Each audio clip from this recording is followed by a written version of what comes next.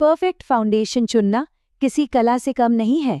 चलिए आज इस कला के सारे राज खोलते हैं।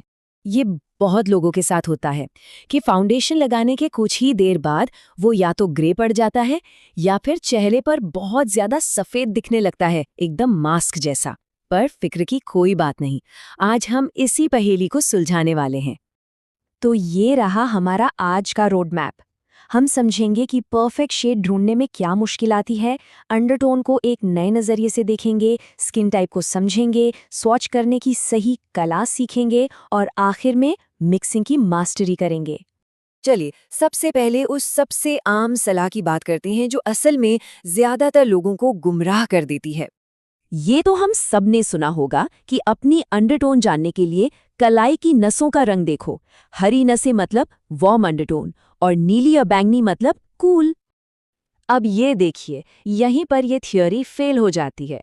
यहाँ निधि चौधरी बता रही हैं कि नसों वाली थ्योरी के हिसाब से उनका अंडरटोन कूल होना चाहिए था, पर असल में उनका अंडरटोन वार्म है। तो देखिए, कई लोगों के लिए नसों का रंग उनकी स्किन के असली अंडरटोन से बिल्कुल मैच नहीं करता। तो अगर नसों से नहीं तो फिर ये अंडरटोन है क्या? देखिए, ये हमारी स्किन की सतह के नीचे का एक हल्का परमानेंट कलर है। स्किन टोन तो धूप से बदल सकता है, पर अंडरटोन वो कभी नहीं बदलता। और इन्हीं अंडरटोन्स को 3 कैटेगरी में बांटा गया है। वार्म मतलब स्किन में पीली या सुनहरी रंगत है, कूल मतलब गुलाबी या लाल रंग की झलक है, और न्यूट्रल जिसमें वार्म और कूल दोनों का बैलेंस होता है। अब बस यही पता लगाना है कि इनमें से हमारा कौन सा है। तो सबसे जरूरी बात क्या है? कलाई को भूल जाइए, ध्यान देना है चेहरे और गर्दन पर। हमारा मकसद एक ऐसा फाउंडेशन शेड ढूंढना है जो दोनों को एक जैसा दिखाए, बिना किसी लाइन के। चलिए अब आगे बढ़ते हैं, क्योंकि सिर्फ रंग ही सब कुछ नहीं होता, फाउंडेशन का फॉर्मूला भी उतना ही जरूरी है जितना कि उसका कलर। और ये टेबल इस कनेक्शन को बहुत अच्छे से दिखाता है। मतलब अगर स्किन ऑयली है तो शाइन कंट्रोल करने के लिए मैट या ऑयल कंट्रोल फिनिश चाहिए, और अगर स्किन ड्राई है तो उसे ग्लो देने के लिए हाइड्रेटिंग या ड्यूई फॉर्मूला बेस्ट रहेगा। तो अब तक हमने थ्योरी तो समझ ली, अब आते हैं सबसे प्रैक्टिकल हिस्से पर। स्टोर में जाकर सही फाउंडेशन टेस्ट कैसे करें? देखिए, सबसे बड़ी गलती जो लोग करते हैं वो है हाथ या कलाई पर फाउंडेशन टेस्ट करना। वहां की स्किन का कलर और टेक्सचर चेहरे से बिल्कुल अलग होता है।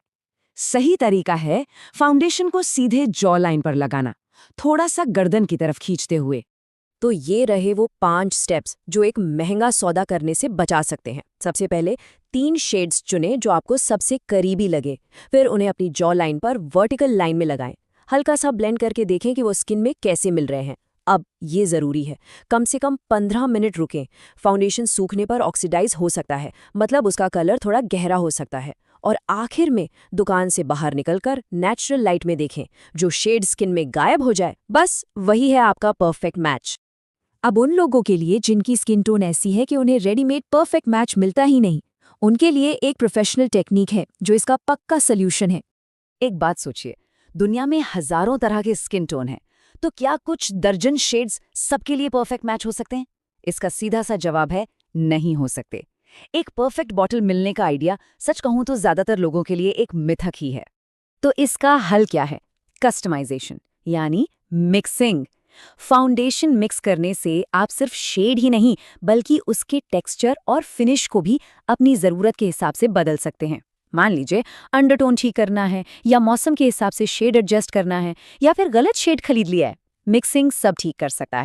और ये देखिए कि मिक्सिंग कितनी पावरफुल हो सकती है।